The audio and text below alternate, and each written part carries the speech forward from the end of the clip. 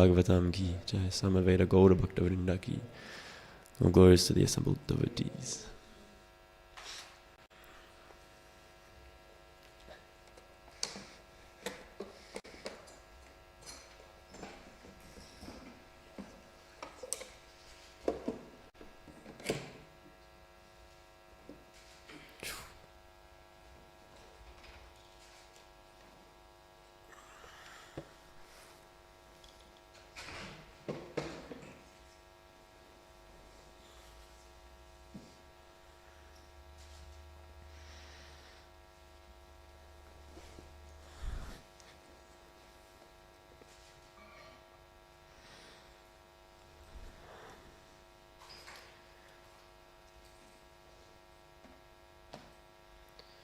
Okay, Hare Krishna. Welcome to this morning's Bhagavatam class. I will be reading from the 4th canto, part 1, chapter 9, verse 65. Om Namo Bhagavate Vasudevaya.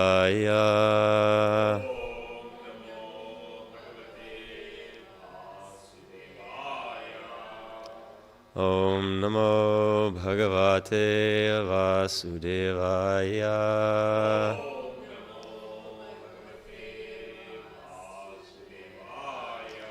Om Namo Bhagavate Vasudevaya.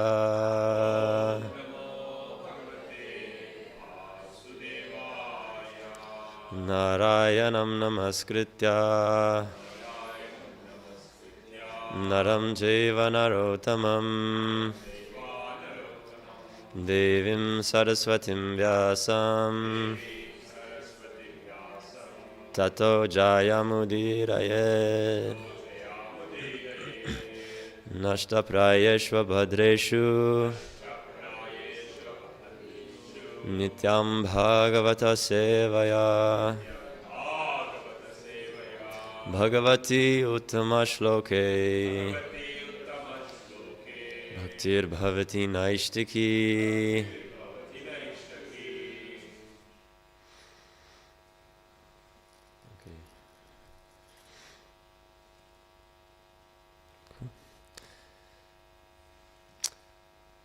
Uttanapado Rajarshi Prabhavam Tanayasyatam Shrutva Drishtva Bhutattamam Prapede Vismayang Param Uttanapado Rajrishi Prabhavam Tanayasyatam Shrutva Drishtva Bhutattamam Prapede Vismayang Param Uttanapado Rajrishi Prabhavam Tanayasyatam Shrutva Drishtva Bhutattamam Prapede Vismayang Param.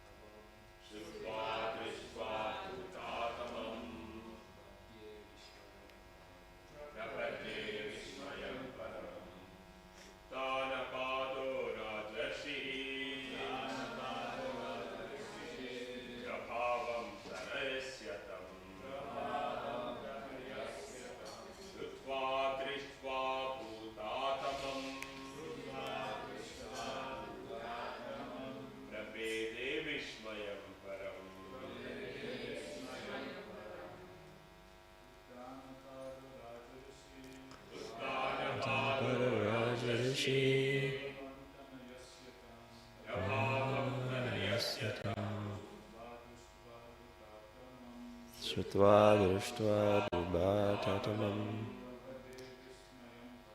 Prapede Vismayam Varam.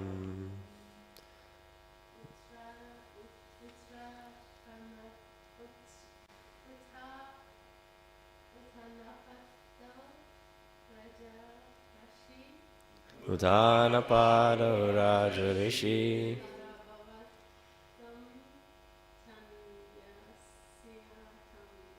Prabhavam Tanayasyatam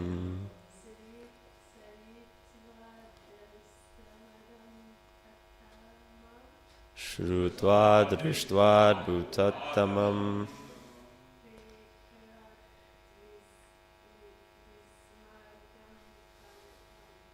Prapede Vismayam Param.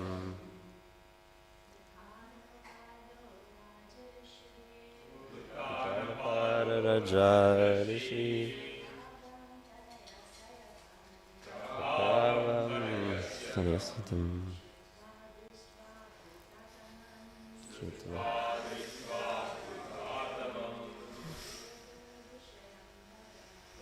Vismayam Param. Uttanapada Raja Rishi Prabhavam Tanayasyatam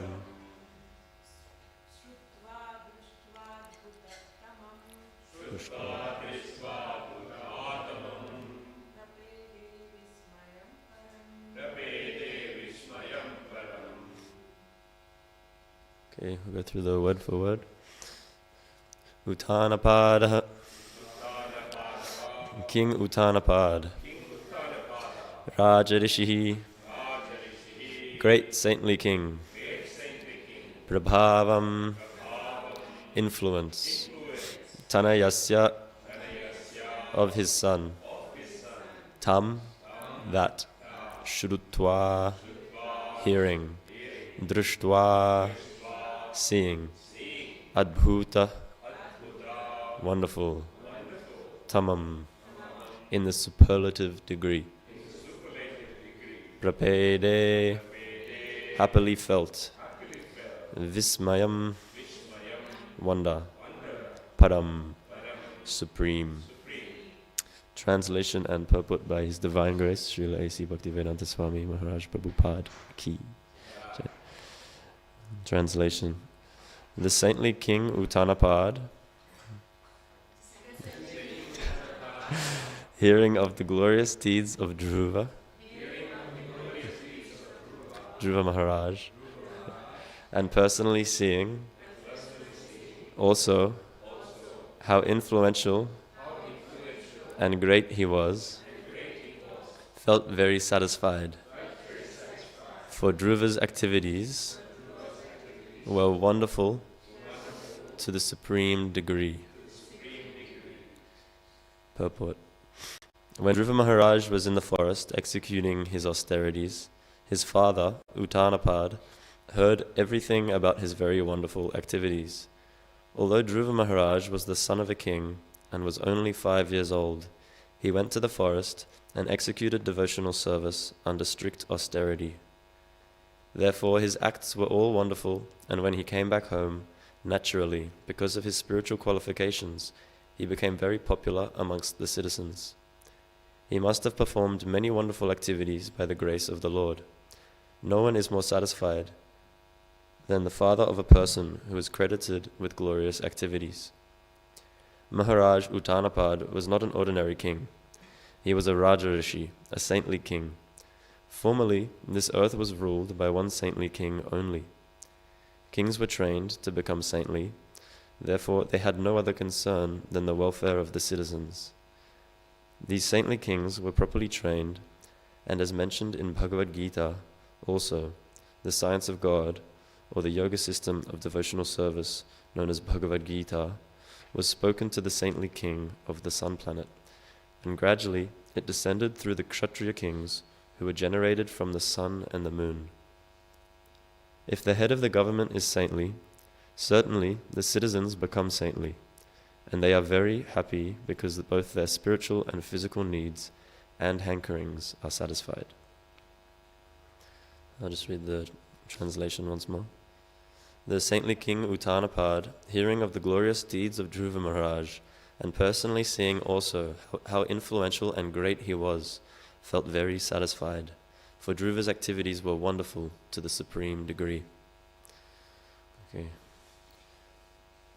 Om Jnana Timirandasya Jnananjana Shalakaya Chakshurun Militam Yena Tasmai Shri Gurave Namaha Shri Chaitanya Manobhishtam Sthapitam Yena Bhutale Swayam Rupa Kadamahyam Dadati Swapadantikam Vandeham Shri Guru Shri Yuta Parakamalam Shri Gurun Vaishnavamscha Shri Rupam Sagrajatam Sahagana Raghunathan Vitam Tam Sajivam Sadvaitam Savadhutam Parijana Sahitam Krishna Chaitanya Devam Shri Radha Krishna Padan Sahagana Lalita Shri Vishakan Vitamscha He Krishna Karuna Sindho Dinabandho Jagatpate Gopesha Gopika Kanta Radha Kanta Namostute Tapta Kanchana Gaurangi Radhe Vrindavaneshwari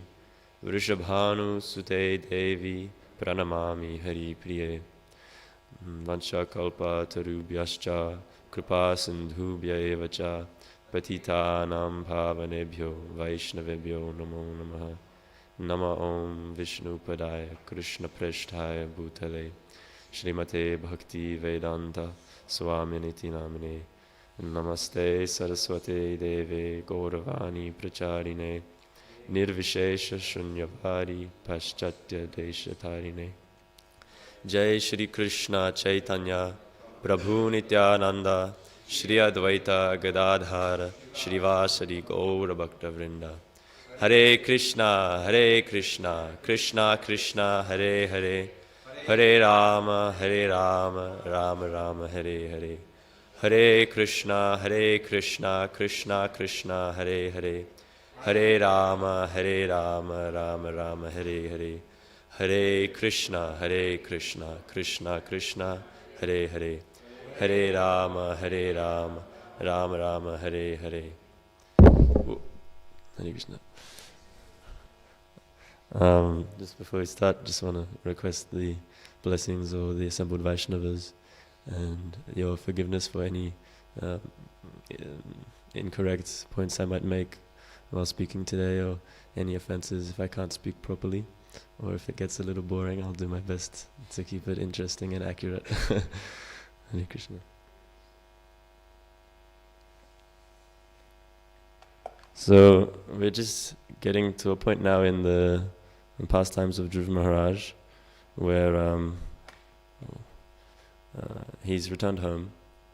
He went into the forest. He did his austerities, under the guidance of Narad Muni, his spiritual master, and he got his darshan of Prishni Garbhi, this form of Vishnu, and then he offered his prayers to the Lord, and then the Lord replied, and he told him like the results of his devotional service.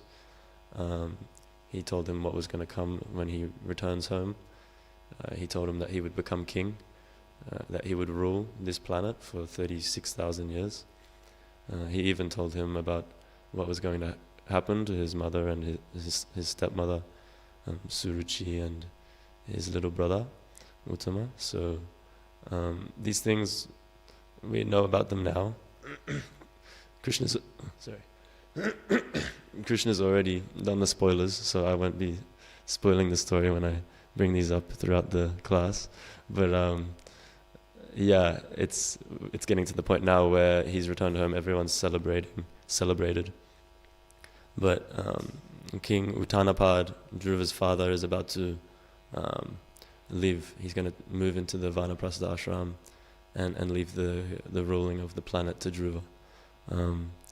So yeah, we're hearing about these qualities of Dhruva as a pure devotee, someone who's dedicated their life to devotional service and is constantly trying to find the Lord and remember the Lord. and how that qualifies him as a king, actually. And similarly with his father, Uttanapad, Prabhupada says in the purport, he's a Raja Rishi. So we don't really have this today. We have all these different nations, and they kind of, each one is under a different system of governance, although I think democracy is kind of like more prominent in the modern day, but back then they had one ruler ruling the entire planet. I think the closest thing we have to that now is like the EU or the United Nations. And it's just not the same, because the Raja Rishi is someone who's been trained, as Prabhupada is saying, in saintly qualities, so that when they're governing the people, it's not about it's not just about material welfare, which today isn't even something that we necessarily are getting from our politicians and our leaders. We see today that the standard has vastly dropped. Leaders are concerned with holding on to their position first and foremost, and then milking that position for as much money and protection of their own family and themselves. And this idea of looking after the welfare of the citizens, let alone their spiritual welfare, is just completely, it's not even thought about in the modern system of governance. So it's really interesting, like reading this purport, actually all the way through Bhagavatam, all the way through Prabhupada's books, he actually talks a lot about politics, which is, I find interesting because for me, I was never very interested in politics. I always thought it was just like, there's all these different ideas, like, oh, if we have democracy, then everything's going to be good. Or if we just get this new politician, and then everything's going to be fine. And everyone's always debating, right? They get so angry and invested in these political ideas. And it never seems to work. Like all through history, we have all these different political ideas, and it never seems to work. But Prabhupada is, Prabhupada addresses that. He often says, when he's talking about mundane speculative knowledge, which is useless nonsense, he lists a couple different fields of study. And I laugh because I think like 3 out of 4 I'm currently studying at university. But I think it's like sociology, politics, economics, and something else. And yet we see in the Vedas and in Prabhupada's books all these instructions about how to do proper, how to run society, basically, for the spiritual welfare of all. And so this idea of the Raja Rishi king is one aspect of that. So I'll just move along. So we hear about Dhruva Maharaj as the chapter goes on, and as Vishnu kind of foretold, he'll be ruling over the planet for 36,000 years, and in so doing he'll diminish his own reactions of pious activities and of sinful activities. He diminishes his pious reactions by enjoying, so that's called karma, and he reduces his impious activities by doing sacrifices, so that's like religious activities, dharma, and by also gathering economic stability for the people, he's doing artha. So these are the first 3 of the different aspects of religion. And moksha, I think because Dhruva Maharaj, he's a devotee, naturally he's not interested, this is just my speculation, but he's just not interested in moksha, liberation. So he's doing the first 3, dharma, artha, kama, basically just wrapping up his time as quickly as he can. 36,000 years he has to go through this, but Vishnu says to him that Dhruva Maharaj will be endowed with all godly qualities, and being very respectful to the devotees of the Supreme Lord and kind to the poor and innocent, he will protect religious principles, and with all these qualities he will be considered to be the direct father of all the citizens. So we don't hear about people like that in politics, when we have to make a vote for, which puppet we want to, run the system today. It's never going to be somebody like that. So this idea of voting, I think democracy, it's sort of spoken about as giving us more freedom, right? Because now everybody gets a say. Everyone gets to have their input into who's ruling. And we threw out this idea of monarchy. But I was reading some of Prabhupada's lectures and purports speaking about these kinds of things, and he actually kind of gave his opinion on. I mean, it's not just his opinion; it's like the conclusion of the Vedas. But I'll just read this. It is said here that the cows used to moisten the pasturing land with milk, because their milk bags were fatty and the animals were joyful. Do they not require, therefore, proper protection for a joyful life by being fed with a sufficient quantity of grass in the field? Why should men kill cows for their selfish purposes? Why should man not be satisfied with grains, fruits, and milk, which combined together can produce hundreds and thousands of palatable dishes? Why are there slaughterhouses all over the world to kill innocent animals?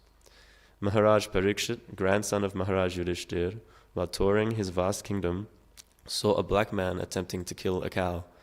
The king at once arrested the butcher and chastised him sufficiently. Should not a king or executive head protect the lives of the poor animals who are unable to defend themselves? Is this humanity? Are not the animals of a country citizens also? Then why are they allowed to be butchered in organized slaughterhouses? Are these the signs of equality, fraternity, and non-violence? Therefore, in contrast with the modern advanced civilized form of government, an autocracy like Maharaj Yudhishthir's is by far superior to a so-called democracy in which animals are killed, and a man less than an animal is allowed to cast votes for another less than animal man. So I think that last bit there, Prabhupada really hit the crux of the point. How can we be freed? How can we be looked after and properly protected as citizens when the people voting for the person in power are not spiritually trained? They're not looked after and educated and given this knowledge of the true direction and purpose of life. And then on top of that, the people that they're voting for are neither qualified. So for that reason, it's important to have a king established who is trained in these things. There's a few other points that Prabhupada hit in that purport, which we'll go through as well. At the start, he was really emphasizing cow protection, and that's a big part of Vedic knowledge as well. When we pray, whenever we offer food, we say Namo Brahmana Devaya, Go Brahmana Hitaya Cha, Jagaditaya Krishnaya Govindaya Namo Namaha. So Krishna he loves the cows, and he loves the Brahmanas, and he protects them both. So actually, this system of governance is not just based on some political scientist's conclusion about what is the most efficient way for humans to work together. It's based on Krishna, actually. Krishna loves the Brahmanas and he loves cows because that's just Krishna, So based on that, we rule society accordingly, because we need to please Krishna to have material and spiritual prosperity, I guess, in society. So in that way, cow protection is emphasized, and Prabhupada explains how that is also non-violence, looking after these citizens. Animals should be treated like all other living beings. We know that Krishna is the seed-giving father. He says in Bhagavad Gita, Aham bija pita. And we also know that Mother Nature or the material energy is the mother of all living beings as well. So we need to, as living beings, out of gratitude, respect our mother and our father. So by coming to the temple and doing our spiritual practice, we are mending our relationship with our father, with Krishna, and by looking after animals and practicing non-violence and not just throwing rubbish in the street, but caring about this planet that is Krishna's energy as well, is healing our relationship with our mother.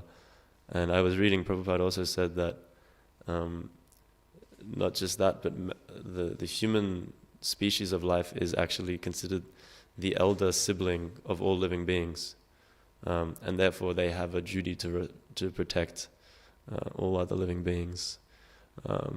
So yeah, this kind of mentality is very different to what we see in this so-called free society, where everybody is just trying to protect themselves, collect for themselves, because we're so starved by this poorly governed society. It's like, just to survive, just to have enough food for the week and to pay rent. People have to basically forget about everybody else and work tirelessly, like Prabhupada always says, like donkeys and asses, hogs and asses. We work tirelessly under this modern form of government because they're not teaching us to fix our relationship with Krishna. How can we have a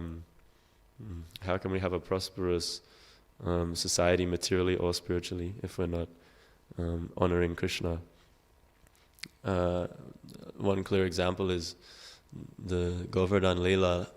All the Vrajbasis are getting ready to do this yagya offering to Indra, Lord Indradev, and because he brings the rains, and they need these rains for a good harvest. But Krishna says, no, don't do that. Offer all of this to Govardhan, because Govardhan is none different from Krishna, and by worshipping Govardhan, you please the cows. Govardhan gives grasses and keeps the cows happy and nourished. And so by pleasing the cows, by pleasing Krishna, everything is supplied. And this happens, Indradev gets puffed up and angry, and he pours down the devastating floods. And Krishna, just with one pinky, he holds up Govardhan Hill and protects everybody. So in contrast, today we forget about Krishna and we try and do everything on our own. And then look what's happening, people can't even pay for their own rent. People say, I can't even afford to go to the toilet these days. I hear people talk like that.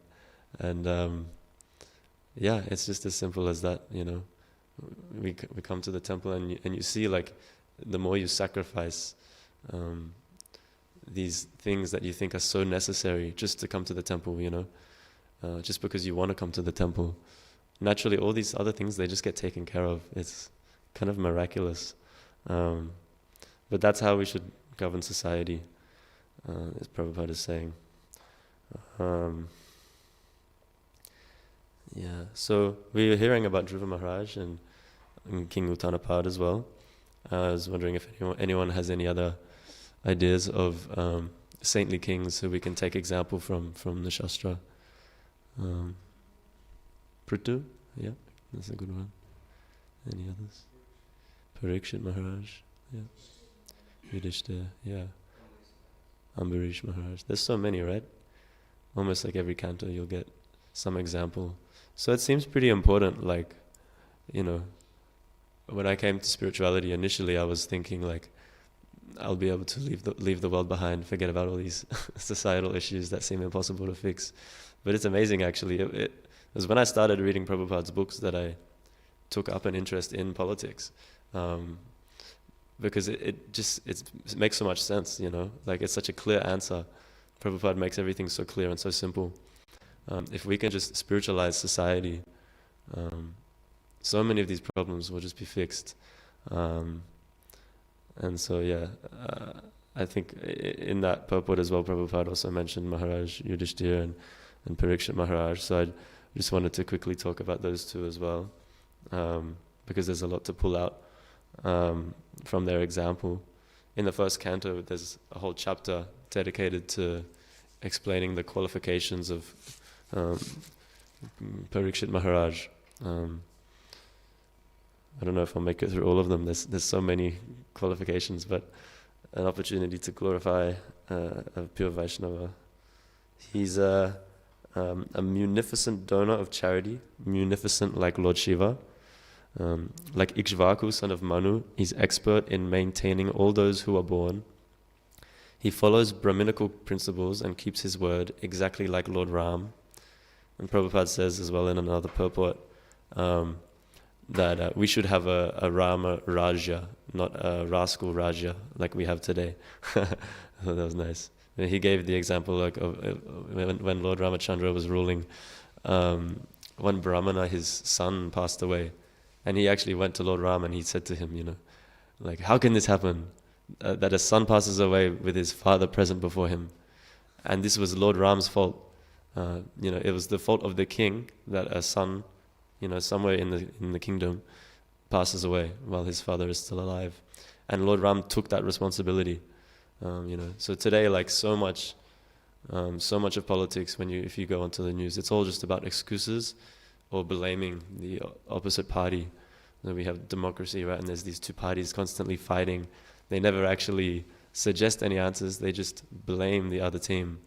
It's a perfect system for getting out of any responsibility. But Lord Ram is showing this thing which, like how can he be responsible for that? But he's taking responsibility. So like that, Maharaj Pariksha is compared, and it goes on. There's so many things, like they'll take an example of someone who is perfect in some field, and Maharaj Pariksha is put on the same platform, like as great a bowman as Arjuna, irresistible as fire and unsurpassable as the ocean, strong as a lion. So it seems that also a king should be strong. They should be strong physically, and they should be skilled, able to defend the citizens. Like Bali Maharaj in patience. It goes on like this, and I thought it was interesting, the one point where he gets compared to Lord Krishna is when he isn't actually put on the same platform. They say he will be almost as good as Lord Krishna by following in his footsteps. And so that shows as well, the glories of Krishna. He's the Supreme Person. So what better person to mold our idea of good leadership than Krishna. We hear, he says in the 3rd chapter of Bhagavad Gita, when he's instructing to Arjuna, O son of Pritha, there is no work prescribed for me within all the 3 planetary systems, nor am I in want of anything, nor have I a need to obtain anything, and yet I am engaged in prescribed duties. For if I ever failed to engage in carefully performing prescribed duties, certainly all men would follow my path. If I did not perform prescribed duties, all these worlds would be put to ruination. I would be the cause of creating unwanted population, and I would thereby destroy the peace of all living beings. As the ignorant perform their duties with attachment to results, the learned may similarly act, but without attachment, for the sake of leading people on the right path. So Krishna here is explaining how it is clearly so important that a ruler has these good qualities, because yat acharati shreshtas tat tat evetiro janaha sayat pranam kurute lokas tat anuvartate. As great people do in the world, so all the people follow. By their exemplary acts, the whole world pursues such goals. So Krishna is showing that even for him who has no responsibility, he's completely detached, completely beyond the modes and any necessity to go through fruitive action to achieve some result. Still, when he's here manifesting his pastimes for us, he shows how to do perfect action. So no one can be on that platform. No one can say that, like Krishna, I am free from all fruitive action, I am beyond all of such things. And that is the supremacy of Krishna. Prabhupada goes on to explain the role of the king. The king would give special protection to illiterates, the helpless and widows of the state. The king was especially vigilant to see that tapasvis, or persons who sacrificed everything for disseminating spiritual knowledge, were never disregarded. Defense measures were arranged previous to any attack by the enemies, The taxing process was simple, and it was not meant for squandering, but was for strengthening the reserve fund. He's even talking about economics here. I just find it amazing. The soldiers were recruited from all parts of the world, and they were trained for special duties. So, yeah, we're hearing here about the importance of protection of innocent people and protection from miscreants, basically. So, we were hearing about Parikshit Maharaj. There's the story of the appearance of Kali personified. So we're living in the age of Kali. So naturally, it's quite difficult to have this sort of perfect system of society when everybody is a Shudra. How can we have a Rajarishi king? And these things which is the king is supposed to protect us from, the 4 principles of irreligion. So that is like, what is it? Pride, prostitution, intoxication, and falsehood. These things are just natural and everywhere, proliferating. But Parikshit Maharaj gives the example of a king who can combat these things with the principles of religion. So austerity, cleanliness, mercy, and truthfulness. And these are the things which actually Prabhupada gave to us. The 4 principles that we follow as devotees, as followers of Srila Prabhupada's movement, are reviving these qualities, these 4 principles of religion, and going to war with Maya, with Kali, these principles of irreligion. So like that we hear about Parikshit Maharaj,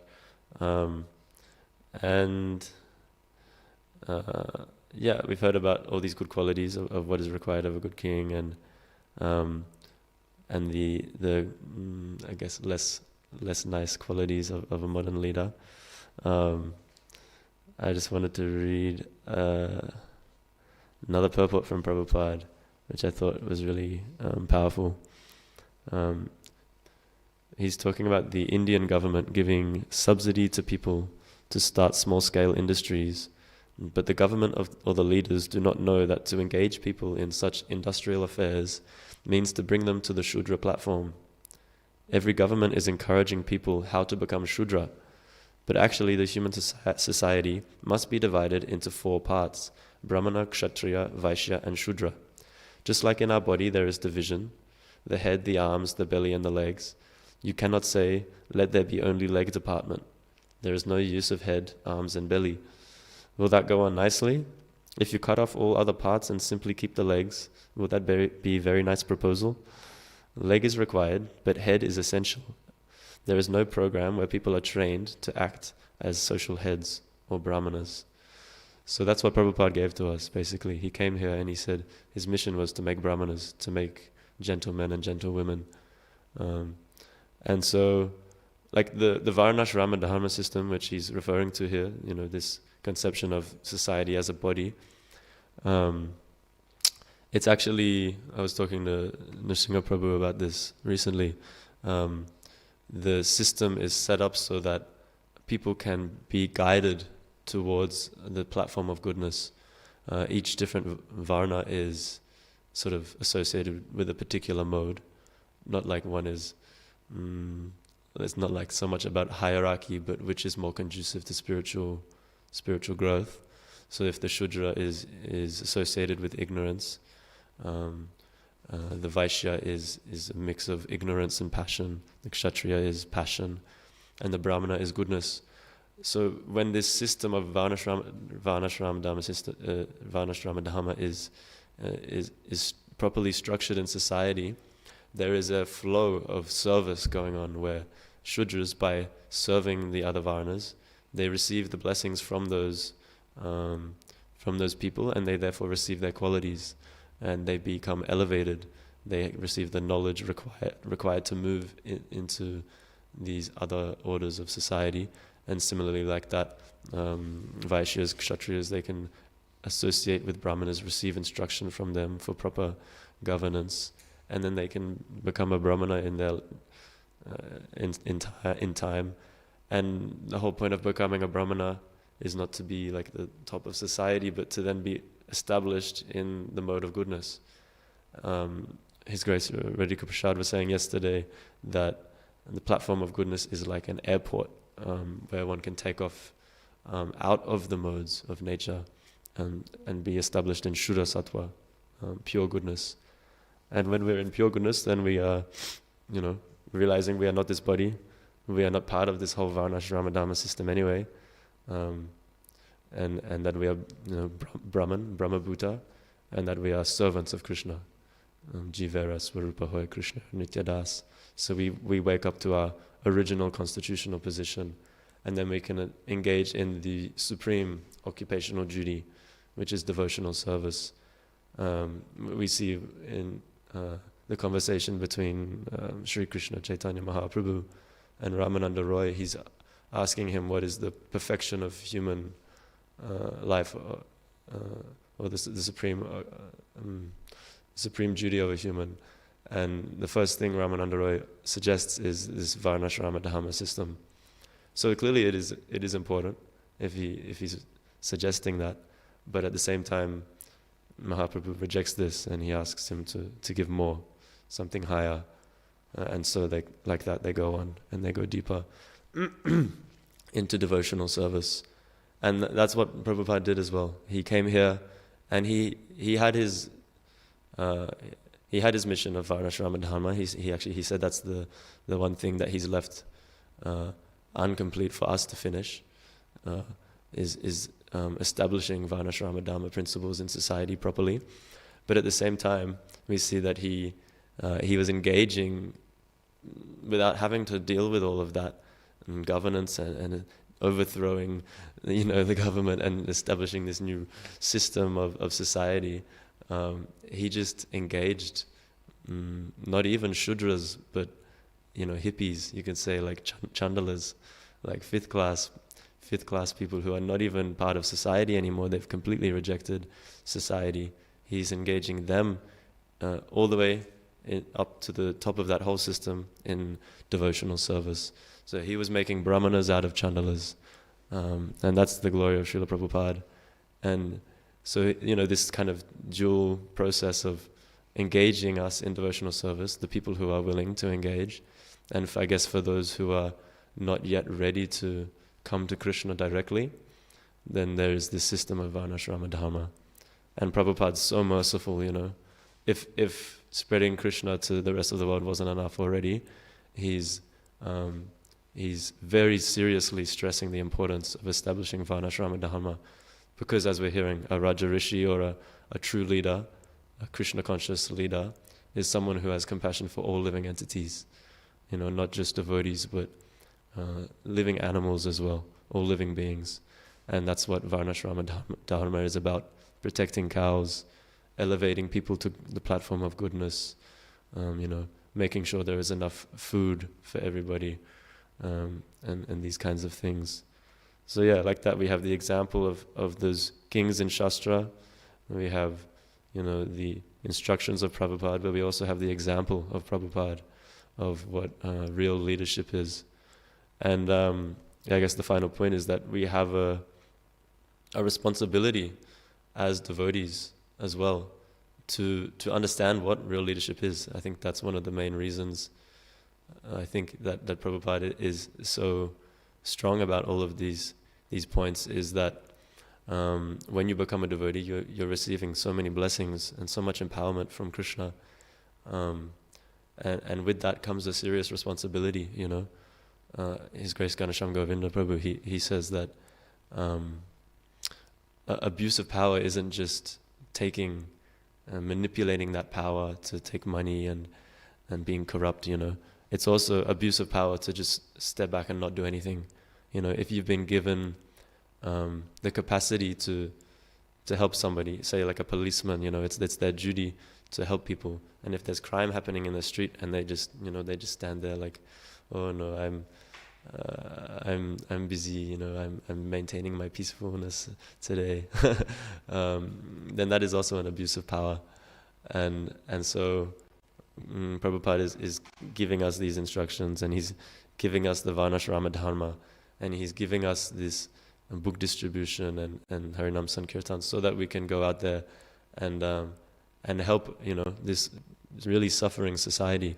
We have the answer, which is so rare, I'm studying at the moment politics at university, and no one has any idea, what the solution is to the problems of society. It's just a history of people being like, maybe we can do this, and then someone comes along and they're like, no, that's not going to work, we should do this. And it's just like no one knows, and we're studying it like, oh, interesting, but it's the conclusion of every paper is literally like, we don't know. And here it is, all in Prabhupada's books. We should keep reading Prabhupada's books. We should keep practicing devotional service. And we should all aspire to be, good leaders, responsible leaders like Srila Prabhupada. Hare Krishna. Does anyone have any comments or corrections or questions? So regarding for killing the cows and stuff, so is only because the Krishna loves cows and cows give milk, so and is kind of violence activity, is that kind of good to kill the cows, or there is other reason also that why we should kill the cow, or not only cows, the animals? Mm-hmm. Yeah, lots of reasons, for sure. It's said that in a cow actually live all of the demigods as well. So by respecting a cow, you're also respecting all the demigods.